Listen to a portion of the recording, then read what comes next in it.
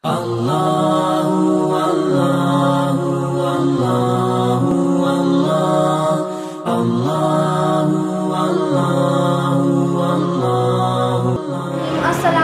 नाज़रीन, उम्मीद है आप सब ठीक होंगे, खैरियत से होंगे। आज मैं आपके लिए बहुत ही ज़बरदस्त वीडियो लाया हूँ। नाज़रीन, मैं आज आपके साथ ऐसी वीडियो शेयर करने वाला हूँ जो हर बीमारी का इलाज है और उसमें कुरान पाक की तिलावत भी हो। नाज़रीन, वो ऐसी वीडियो है जिसके अंदर ना तिलावत कुरान होगी और उसके अंदर ऐसी आयतें हैं जो ना हर बीमारी का इलाज होंगी, और जैसे कैंसर, जादू, जिन्नात, हसद और नज़र।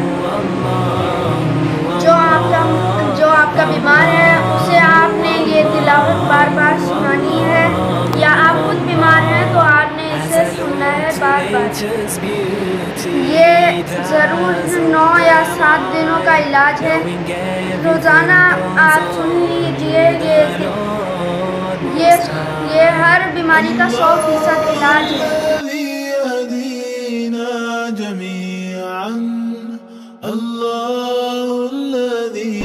आम तौर पे हमारे जहन में एक बात यह है कि ये दौर में जादू, जिन्नात, हसद, नज़र ये सब बहुत आम है, और मैं यूँ कह सकता हूँ कि 95% लोग इसके अंदर मुब्तला है, और उलमाए किराम भी इसमें मुब्तला है। लेकिन जहन में ये बात है बहुत सारे लोगों के कि जैसा सिफली है, जादू है, नापाक है, इसका इलाज जो है वो नापाक से ही होगा। ऐसा नहीं है। अल्लाह तबारक व तआला कुरान पाक में फरमाते हैं वकुल जाल हक़ व ज़हक़ल बातिल, हक़ आएगा बातिल जाएगा, रोशनी आएगी अंधेरा जाएगा। इन्नल बातिल कान ज़हूक़ा, और बातिल को तो टूटना ही है। वनुनज़्ज़िलु मिनल क़ुरआनि मा हुवा शिफ़ाउन व रहमतुल लिल मुमिनीन, अल्लाह तबारक व तआला फरमाते हैं हमने कुरान पाक को नाजिल किया, उसके अंदर शिफा है और रहमत ईमान वालों के लिए। नबी करीम सल्लल्लाहु अलैहि वसल्लम ने फरमाया 2 शिफा को अपने पर लाजिम पकड़ो, एक अल्लाह के कलाम की तिलावत और दूसरा शहद पीना। नबी करीम सल्लल्लाहु अलैहि वसल्लम ने फरमाया खैरुद दवा अल कुरान, बेहतरीन दवा कुरान है। नबी करीम सल्लल्लाहु अलैहि वसल्लम ने फरमाया जिसको कुरान शिफा नहीं देगा उसको अल्लाह शिफा नहीं देगा, और जिसके लिए कुरान काफ़ी नहीं अल्लाह उसके लिए काफ़ी नहीं है। अब ये है कि कुरान से इलाज किस तरीके से कर सकते हैं। असल में एक CD है हमारे पास, उसके अंदर आयतें हैं। हर वो आयत जिसके अंदर अल्लाह की बड़ाई, जहन्नम का जिक्र, शयातीन का जिक्र और आखिरत का जिक्र, इससे शैतानों को बहुत तकलीफ़ है, तो वो आयतों को जमा करते हैं। तो हज़रत शेख ज़करिया रहमतुल्लाह अलैह की मंजिल है जो 33 आयतें हैं। इसी तरह से अरब के उलमा आमिलीन हजरत वो लोग और भी कुछ जादू की आयतें उसके अंदर मिलाते हैं, नज़र की आयतें मिलाते हैं। तो जब वो आयतें सुनते हैं तो आयत सुनने से अगर वाकई में कुछ है, कोई आदमी के ऊपर कोई जादू है, हसद है, नज़र है, तो वो सुनने से बदन के ऊपर कैफियत ज़ाहिर होती है। जैसे सर में दर्द होगा, गर्दन में दर्द होगा, कमर में दर्द होगा, और जादू जिस जगह पर बदन के अंदर है वो जगह पे दर्द बढ़ता चला जाएगा। अगर किसी ने कुछ खिलाया है, आम तौर पे खिलाने का मामला ज़्यादा होता है, अगर किसी ने कुछ खिलाया है तो उल्टी जैसा होगा। तो ये सारे मामला अब जब कुरान की वो आयतें सुनेंगे तो ये सब तकलीफ़ होगी। अब इलाज ये है कि इन्हीं आयतों को बार बार बार बार शिफा की नीयत से सुनना है, मतलब उसके पीछे पड़ जाना है, सुनते ही जाना, अच्छा लगे या ना लगे। जितना हम सुनते चले जाएंगे उतनी हमारी तकलीफ़ बढ़ती चली जाएगी, लेकिन तकलीफ़ कितनी भी बढ़ जाए उससे पीछे हटना नहीं है, आगे ही जाना है इंशाअल्लाह। और फिर इसके बाद में हो सकता है कि जादू बदन से निकलना शुरू होगा, या तो बदन में बहुत खुजली होगी, या बुखार चढ़ जाएगा, या पेशाब बहुत होगी, या तो जुलाब बहुत होंगे, या उल्टियाँ बहुत होगी। हो सकता है हमारे बहुत से लोगों का इलाज हुआ, हो सकता है एक एक दिन के अंदर 100 उल्टी होती है, 50 जुलाब होते हैं, लेकिन जितना निकलते जाएगा आदमी फ्रेश होते जाएगा। और ये सब कुछ होने के बाद में हम 1 घंटा, 2 घंटा, 3 घंटा लगातार ये आयतें सुनते हैं और कुछ नहीं होता है, सुनने से कोई कैफियत बदन पे नहीं आती, तो अब समझ जाना चाहिए कि अल्हम्दुलिल्लाह मुकम्मल इलाज हो गया। اب اگر کوئی یوں کہتا ہے کہ کچھ نہ کچھ تکلیف ہے تو یا تو پھر اس کا علم کمزور ہے یا پھر وہ بیوقوف بنا رہے. تو یہ قرآن کا ایک علاج ہے. بہت سارے علاجات ہوئے اور جیسے میں ایک دو مثال آپ کو بتاتا ہوں. سب سے پہلے اچھا کینسر جو ہے نا، کینسر عرب کے علماء فرماتے ہیں کہ کینسر جو ہے وہ صرف جادو جنات اور نظر سے ہی ہوتا ہے. کینسر کوئی بیماری نہیں، بلکہ بڑی بڑی بیماریاں، جتنی بھی بڑی بڑی بیماریاں ہیں، کینسر ہے، ہارٹ ہے، اسی طرح سے ہمیں گھٹنوں کی تکلیف ہے، جوڑوں کا درد، اسی طرح سے بچے جو نہیں ہوتے اور عورتوں کو بہت خون جاتا ہے، یہ ساری تکلیفیں جنات اور نظر کی وجہ سے ہی ہوتی ہے. نبی کریم صلی اللہ علیہ وسلم نے فرمایا. اور ایک بات اور بھی دھیان رکھے بھائی کہ جادو کی اتنی حیثیت نہیں ہے، اس سے زیادہ خطرناک چیز جو ہے وہ نظر ہے. نبی کریم صلی اللہ علیہ وسلم نے فرمایا اکثر من یموت بعد قضاء اللہ بقدرتہ بالعین، اللہ کی قضا اور تقدیر کے بعد میری امت میں سب سے زیادہ موت نظر بد سے ہوگی. نبی کریم صلی اللہ علیہ وسلم نے فرمایا کہ نظر آدمی کو قبر تک اور اونٹ کو ہانڈی کے اندر پہنچا دیتی ہے. نبی کریم صلی اللہ علیہ وسلم نے فرمایا کوئی چیز تقدیر کے اوپر سبقت نہیں کرتی، اگر کوئی چیز تقدیر کے آگے جاتی تو وہ نظر ہوتی. نظر آدمی کو پہاڑ سے دھکا دے سکتی ہے، یہ بھی حدیث ہے کہ نظر آدمی کو پہاڑ سے دھکا دے سکتی ہے. اسی طرح سے یہ ہے کہ اللہ تبارک و تعالیٰ نے قرآن پاک کے اندر دیکھو سورہ یوسف میں یعقوب علیہ السلام کے بیٹے جب مصر جا رہے تھے ان کو یوں کہا یا بنیا لا تدخلوا من باب واحد وادخلوا من ابواب متفرقہ، اے میرے بیٹو تم الگ الگ دروازے سے مت داخل ہونا، بلکہ ایک دروازے سے مت داخل ہونا، مختلف الگ الگ دروازوں سے داخل ہونا. تو یعقوب علیہ السلام کے ذہن میں بھی یہ تھا کہ سب کے سب ایک دروازے سے داخل ہوئیں گے تو ان کو نظر لگ جائے گی. نبی کریم صلی اللہ علیہ وسلم نے نظر سے بچنے کا اس کی اللہ کے رسول صلی اللہ علیہ وسلم نے دعا مانگنے کا حکم دیا. استعیذ باللہ من العین فإن العین حق، نظر بد سے اللہ کی پناہ مانگو کیونکہ نظر بد حق ہے. نبی کریم صلی اللہ علیہ وسلم نے فرمایا العین حق یحضرها الشیاطین وحسد بنی آدم، یہ نظر حق ہے، شیاطین اس کو حاضر کرتے، بنی آدم کا حسد اس کو لاتا ہے. اب یہ ہے کہ نظر کیوں لگتی ہے؟ کوئی آدمی نے کسی کی تعریف کیا، اس تعریف کے اندر اس نے اللہ کا ذکر نہیں کیا، بس تو وہ نظر لگ جاتی ہے. تو عام طور پہ ہماری آج ہم کسی کی تعریف کر دیں کہ بھائی تو کتنا چہرہ کتنا اچھا دکھ رہا ہے، اب اس نے اللہ کا ذکر نہیں کیا، نظر لگ گئی. کہ بھائی فلاں آدمی کا علم کتنا مضبوط ہے، اب اس میں اللہ کی تعریف نہیں کی، ماشاء اللہ بارک اللہ نہیں کہا تو نظر لگے. کیونکہ ایک آدمی کی تعریف ہوتی ہے، شیطان اس کو پسند نہیں کرتا ہے کہ کسی آدمی کی تعریف ہو، فوراً وہ اس کے اوپر حملہ کرتا ہے. لیکن جب کوئی آدمی اس کے اندر کہتا ہے ماشاء اللہ بارک اللہ، اللہ تعالیٰ آپ کو اور برکت عطا فرماوے، اب اس کے بعد میں وہ نظر کا اثر کیا ہو جاتا ہے؟ ختم ہو جاتا ہے. اب یہ ہے اللہ کے رسول صلی اللہ علیہ وسلم نے فرمایا اپنی نعمتوں کو آدمی راز میں رکھے، اپنی نعمتوں کا زیادہ تذکرہ نہ کرے، نعمتوں کو راز میں رکھے اور اپنی بیوی کی تعریف نہ کرے، اپنے بچوں کی تعریف نہ کرے، اپنی کسی چیز کی زیادہ تعریف نہ کرے، کسی کو شوشہ بھی نہ کرے. اللہ کے رسول صلی اللہ علیہ وسلم نے فرمایا استعینوا علی انجاح الحوائج بالسر والکتمان فإن كل ذی نعمت محسود، کہ اپنے کاموں کو اس سے انجام تک پہنچانے میں راز میں رکھنے سے مدد حاصل کرو، کیونکہ ہر نعمت والوں کے ساتھ میں حسد کرنے والے لوگ ہوتے ہیں. لیکن بہرحال اب نظر لگ گئی اور یہ ہے کہ بھائی جادو ہو گیا، کوئی مسئلہ نہیں ہے، کوئی بڑی بات نہیں ہے. اور دیکھو ایک بات ہے، ایسا ہو نہیں سکتا کہ کوئی چیز جب عام ہو جاوے اور اس کا علاج عام نہ ہو، یعنی اس کا علاج مخصوص لوگوں کے پاس ہو اور ان کی جاگیر بن کے رہ جاوے، ایسا ہو نہیں سکتا. تو یہ قرآن ہے اور قرآن یہ سورج ہے، یہ سورج سب کے لیے نکلا ہوا ہے اور ہر آدمی اس سے فائدہ اٹھا سکتا ہے. یہ قرآن ہے، اس میں شفا ہے، بے شک ہے، اس میں کوئی شک کی بات نہیں ہے اور ہم نے تو علاج کر کے دیکھا ہے. ایک ہمارا بھائی تھا، سب سے پہلا علاج ہوا، میں مولانا بلال کو بھی بولا تھا کہ ایک لڑکا احمد آباد سے فون آیا کہ ہمارے حضرت مفتی صاحب نے کہا تھا کہ بھائی وہ جنید کو فون کرو، اس نے کچھ قرآن کے علاج کی ترتیب ہے وہ بتائے گا. وہاں سے فون آیا، میں بولا بھائی دیکھو میں کسی کے گھر پہ نہیں آؤں گا، میں تمہارے کو یہاں سے علاج بتاؤں تو اگر ہو سکتا ہے تو کر لو.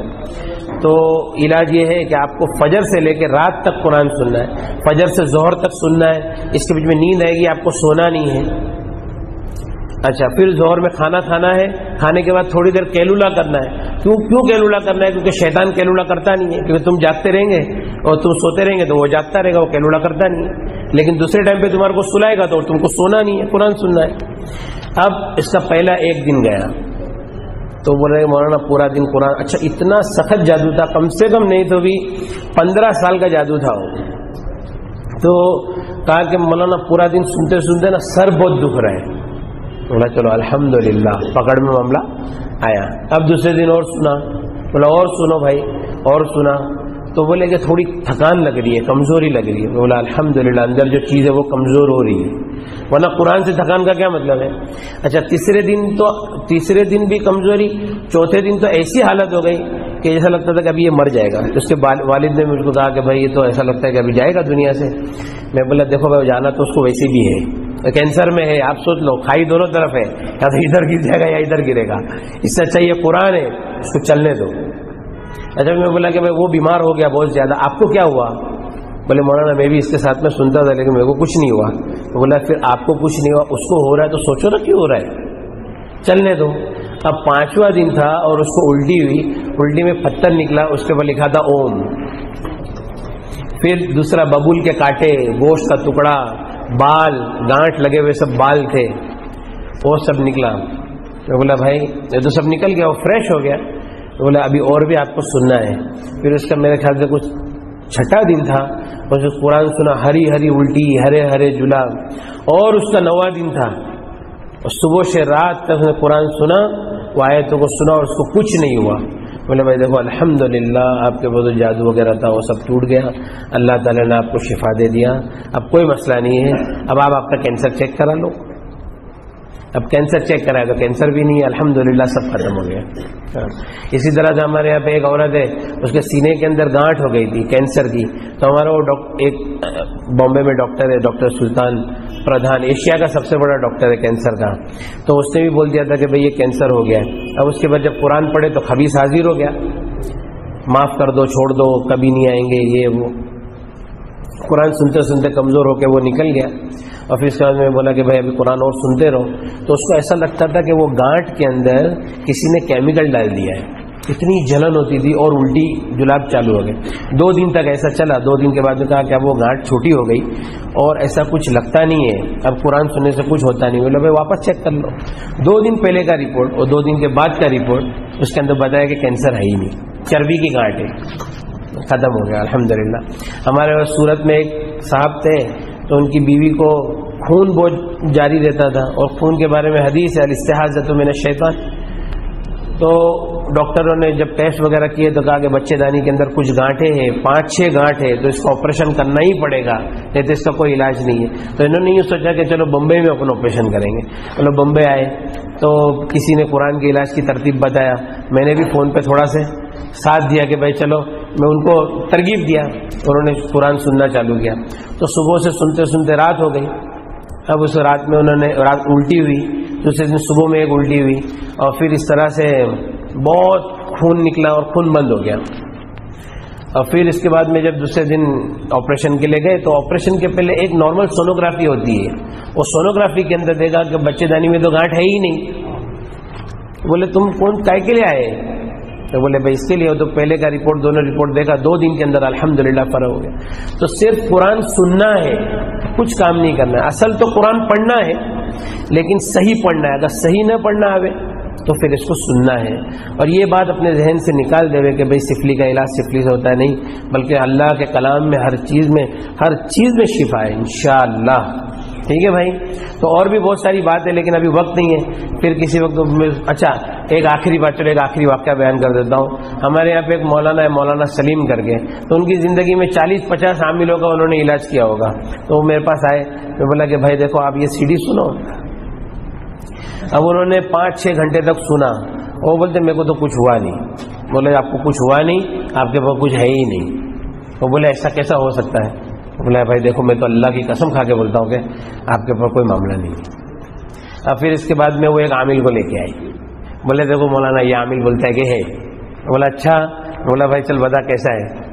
تو اس نے نام لکھا, نام, ماں کا نام, پھر عدد سب نکالا. لا کے بولے دیکھو 3 بجا. 3 بج گیا مطلب اس پہ جادو ہے. تو بولا تو اللہ کی قسم کھا کے بول سکتا ہے کہ جادو ہے؟ بولے نہیں. مطلب میں اللہ کی قسم کھا کے بولتا ہوں جادو ہے. تو بولا ہاں ہو سکتا ہے. پھر میرے کو الگ لے کے گیا مولانا میرے کو بھی تھوڑا بہت سکھاؤ نا یار بولا سکھائیں گے ناٹک مت کر زیادہ. بولے مولانا آج سے میں کچھ نہیں کروں گا جھوٹ نہیں بولوں گا. پھر وہ اس کو بھی تسلی ہو گئی. اور پھر اس کے بعد میں بولے اچھا اس کی جو بیماری تھی نا اور آپ کو بیماری سنیں گے تو آپ کو ایسے ہی لگے گا کہ جادو ہے. تو کیا بولتا تھا کہ میں ہوٹل میں جاتا ہوں میرے جو اسٹاف ہے اس کو دیکھ کے میرے پاؤں ایسے جام ہو جاتے ہیں وہ گھبراہٹ ہو جاتی ہے. میرا بچہ رات کو سو جاتا ہے میں بیوی کو بولتا ہوں اس کو اٹھا دے یار یہ سوتا ہے نا میرے کو بہت تکلیف ہوتی ہے بہت رونا آتا ہے. میں بولا اچھا.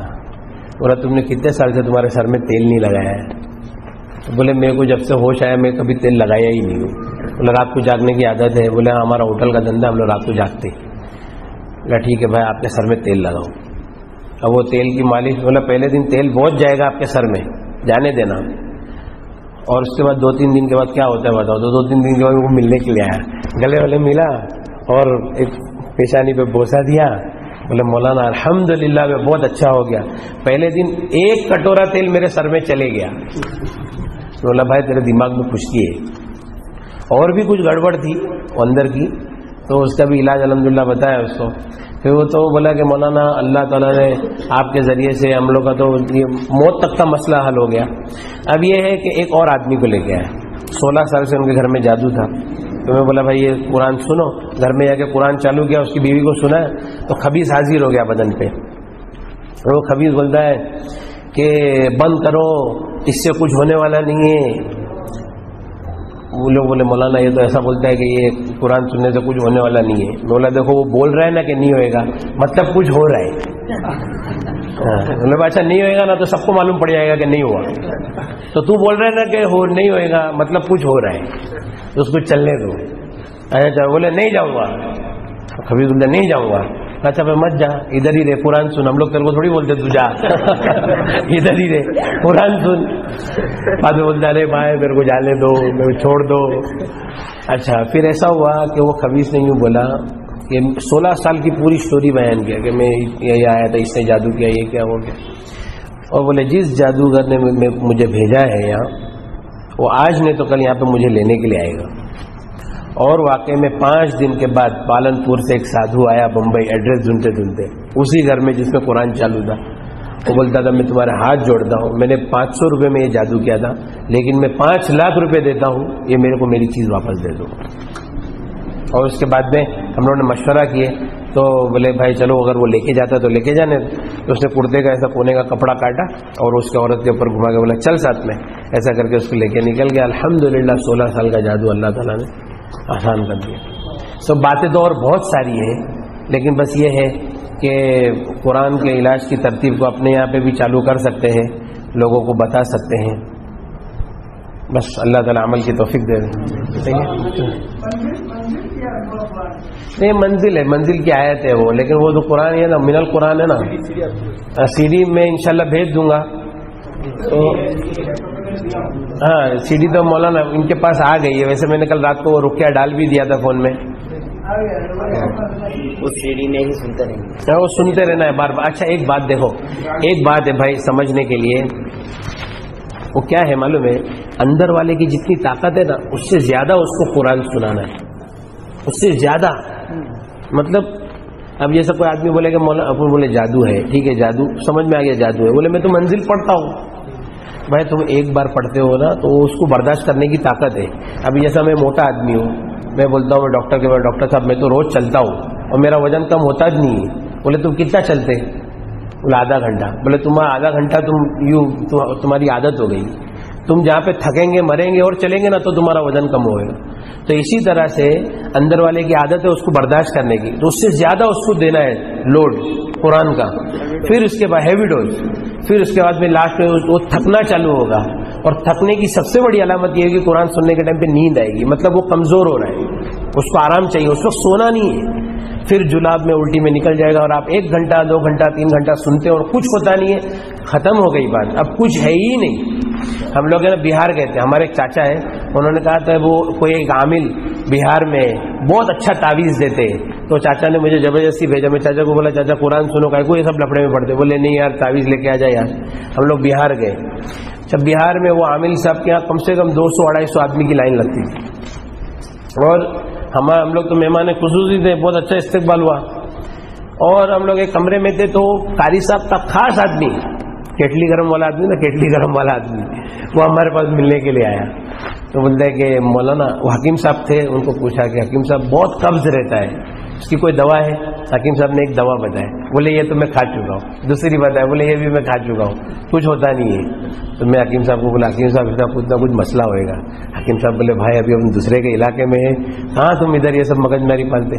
میں بولا ٹھیک ہے. پھر وہ آیا، اس کو بولا بھائی دیکھو یہ گڑبڑ ہے، قاری صاحب کے پاس تم علاج کراؤ. بولتا چھوڑو سب قاری صاحب تم میرا علاج کرو. بولا ٹھیک ہے بیٹھو. اب میں نے قرآن پڑھنا چالو کیا، اس کے اوپر وہی رکیا. تو فنسن علی القوم الکافرین کے اوپر میں اس کو پوچھا کیا ہوا؟